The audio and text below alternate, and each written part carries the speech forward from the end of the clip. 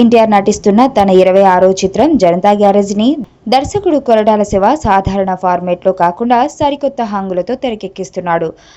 అందుకే ఇతర ఇండస్ట్రీలకు చెందిన భారీ తారాగణాన్ని సెలెక్ట్ చేస్తున్నాడు. మలయాళ స్టార్ మోహన్ లాల్ని ఓ కీలక పాత్ర కోసం, అలాగే మరో మలయాళ నటుడు ఉన్ని ముకుందన్ని విలన్గా తీసుకున్నాడు. ఇక లేడీస్ విషయంలోనూ అదే ఫార్ములాని ఫాలో అయ్యాడు.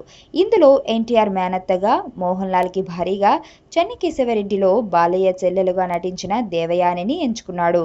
ఇలా అందరినీ సెలెక్ట్ చేసిన అనంతరం కొరటాల షూటింగ్ ప్రారంభించాడు. అయితే ఇప్పుడు ఈ మూవీలో మార్పులు చేసినట్లు సమాచారం. ఇండస్ట్రీ వర్గాల నుంచి అందుతున్న సమాచారం ప్రకారం ఈ సినిమాలో దేవయానిని తీసేసి ఆమె స్థానంలో సుహాసినిని తీసుకున్నారనే వార్తలు చక్కర్లు కొడుతోంది. అయితే ఈ మార్పు నిజమా కాదా అనేది ఇంకా తెలియరాలేదు. కాగా ఇటీవల ముంబైలో ఒక షెడ్యూల్ను పూర్తి చేసుకుని వచ్చిన జనతా గ్యారేజ్ సినిమా టీం వచ్చే నెల నుంచి హైదరాబాద్లోని సారథి స్టూడియోలో వేసిన సెట్లో మేజర్ షెడ్యూళ్లను ప్రారంభించనుంది. ఇందులో ఎన్టీఆర్ డిఫరెంట్ లుక్తో కనిపిస్తుండగా అతని సరసన సమంత, నిత్య మీనన్లు హీరోయిన్లుగా నటిస్తున్నారు. టైం రెండు రకాలు, ఒకటి గుడ్ టైం, రెండు బ్యాడ్ టైం.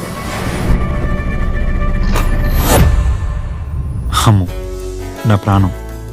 నేను 5th చదివేటప్పుడు తను 3rd క్లాస్లో జాయిన్ అయింది. తను చిన్నప్పుడు చూసినప్పుడు ఎప్పుడూ అనుకోలేదు తను పెద్ద అయ్యాక ఇంత అందంగా తయారవుతుంది.